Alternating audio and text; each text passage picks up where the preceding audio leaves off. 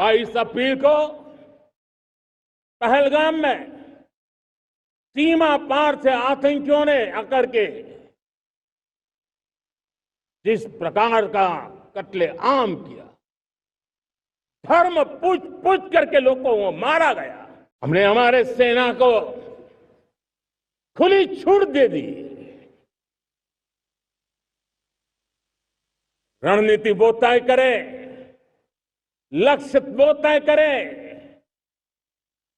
समय भी वो चुने, और हमारी सेना ने वो करके दिखाया जो कई दशकों तक कभी हुआ नहीं था। सैकड़ों किलोमीटर दुश्मन की धरती पर घुस करके आतंकी हेडक्वार्टर्स को मिट्टी में मिला दिया। बिस्मिल्लाहिर्रहमानिर्रहीम। पिछली वीडियो में हमने इंडिया के उसकी फ़ौज के जो चंद ऑफिसर थे जिन्होंने कौन बनेगा करोड़पति में झूठ और लघु बातें की, उनका जवाब दिया।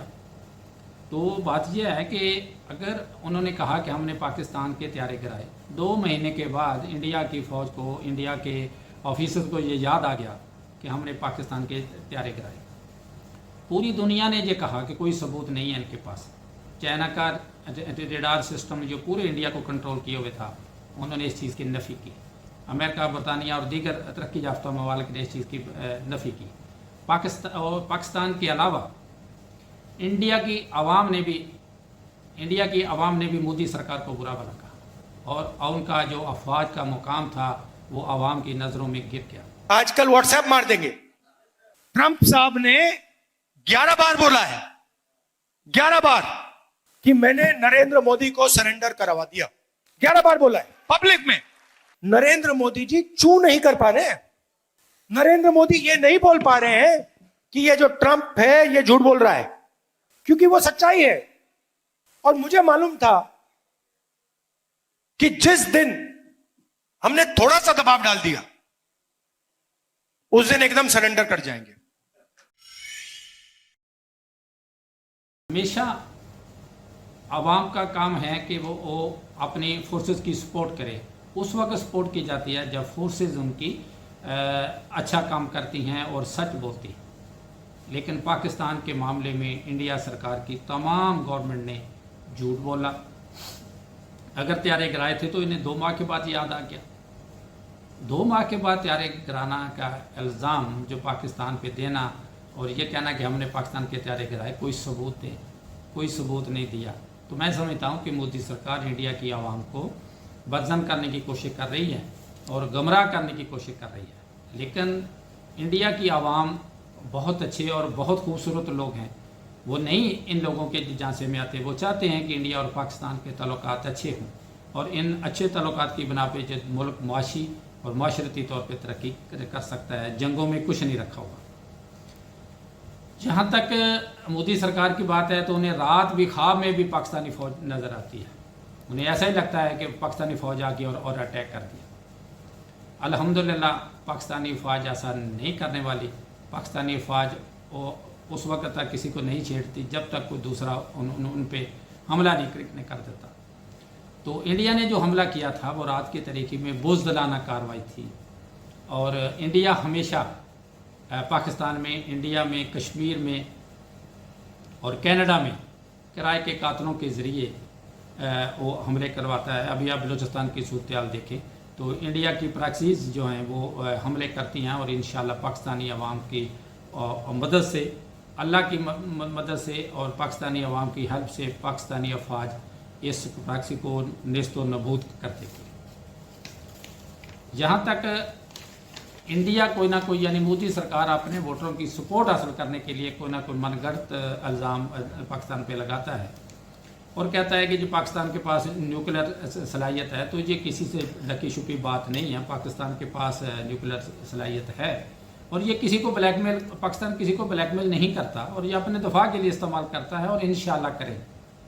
जब भी ऐसा को वक्त आया जब पाकिस्तान ने देखा कि ये हमारी सालमियत पे, हमारे दफा पे को हर्फ आ रहा है, तो इंशाल्लाह ये एटम बम इसी को भी इस्तेमाल किया जाएगा।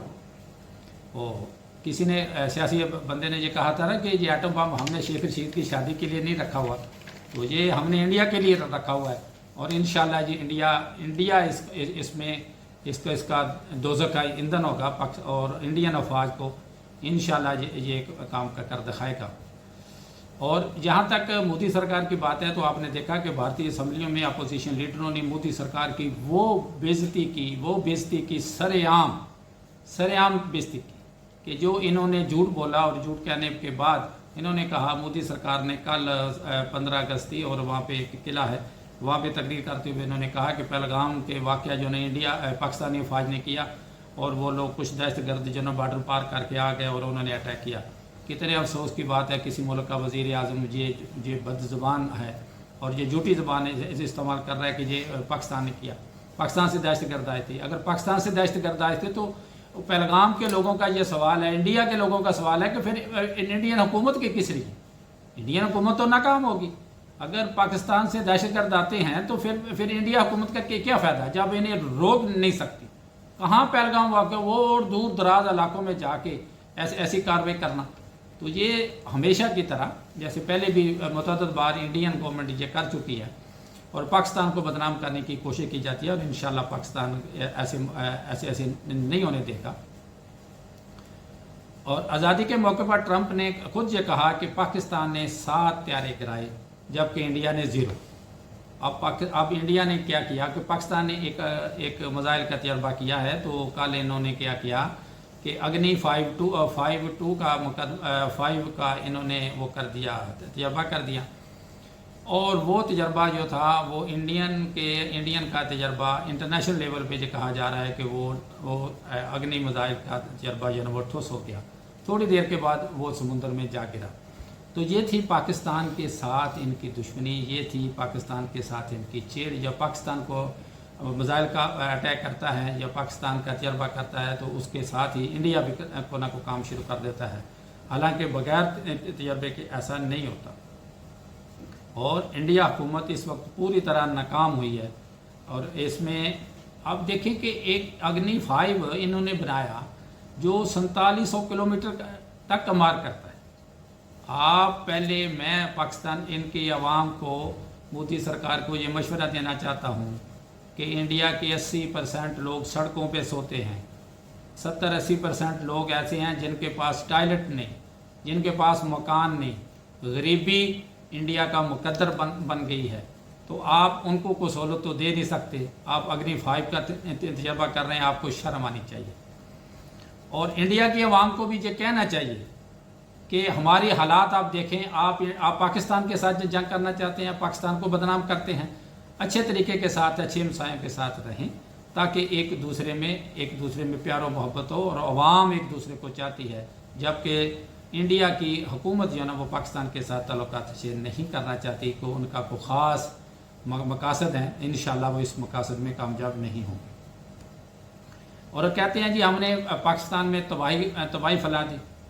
भाई अगर आपने कोई ऐसा कोई कारनामा सर अंजाम दिया है तो इंटरनेशनल लेवल पे उसकी तस्वीरें शेयर करें।